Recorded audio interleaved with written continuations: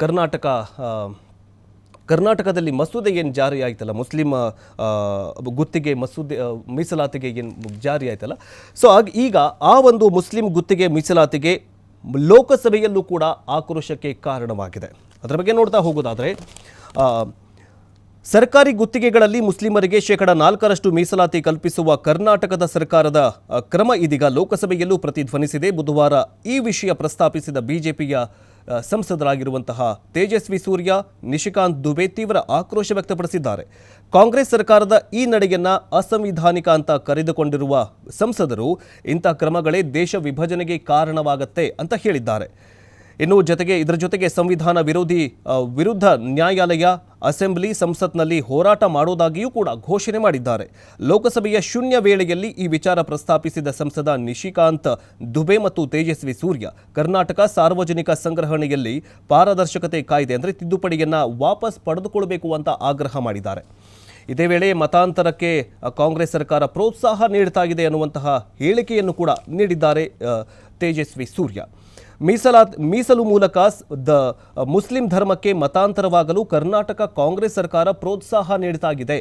ಇದರಿಂದಾಗಿ PFI ಮತ್ತು KFD ಜೊತೆಗಿರುವ ವ್ಯಕ್ತಿಗಳಿಗೆ ಅನುಕೂಲವಾಗುತ್ತೆ ಅನ್ನೋದರ ಮೂಲಕ ಹೊಸ ಬಾಂಬ್ ಸಿಡಿಸಿದ್ದಾರೆ.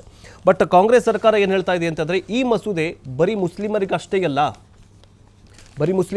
ಅಲ್ಲ, ಇದೇನಂತಂದರೆ ಅಲ್ಪಸಂಖ್ಯಾತರಿಗೆ ಅಂದರೆ ಕ್ರಿಶ್ಚಿಯನ್, ಜೈನ್, ಪಾರ್ಸಿ ಜೊತೆಗೆ ಮುಸ್ಲಿಮರು ಇವರೆಲ್ಲರೂ ಕೂಡ ಅಲ್ಪಸಂಖ್ಯಾತರ ಲಿಸ್ಟಲ್ಲಿ ಬರ್ತಾರೆ.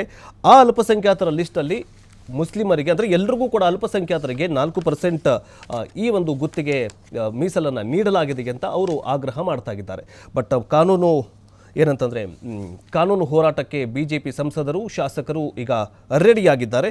ಹಾಗಾದರೆ ಏನಿದು ಮುಸ್ಲಿಂ ಗುತ್ತಿಗೆ ಮೀಸಲಾತಿ ಅಂತ ನೋಡ್ತಾ ಹೋಗೋದಾದರೆ, ಕಾನೂನು ಸಚಿವ ಎಚ್ ಕೆ ಪಾಟೀಲ್ ಮಂಡಿಸಿದ್ದಾರೆ. ಸದನ ಕಾರ್ಯ ಅಜೆಂಡಾದಲ್ಲಿ ಅಂದರೆ ಇದನ್ನು ಉಲ್ಲೇಖ ಮಾಡಿದರು. ಈ ಒಂದು ಈಗಾಗಲೇ ಬಜೆಟ್ನಲ್ಲಿ ಗುತ್ತಿಗೆ ಮೀಸಲಾತಿಯನ್ನು SC ST ಪ್ರವರ್ಗ 1, 2A ಜೊತೆಗೆ 2B ಮುಸ್ಲಿಂ ವರ್ಗವನ್ನು ಕೂಡ ಸೇರಿಸಿ ಗುತ್ತಿಗೆ ಮೊತ್ತವನ್ನು 1 ಕೋಟಿಯಿಂದ 2 ಕೋಟಿ ರೂಪಾಯಿಗೆ ಏರಿಸಲು ಪ್ರಸ್ತಾಪ ಮಾಡಲಾಗಿತ್ತು.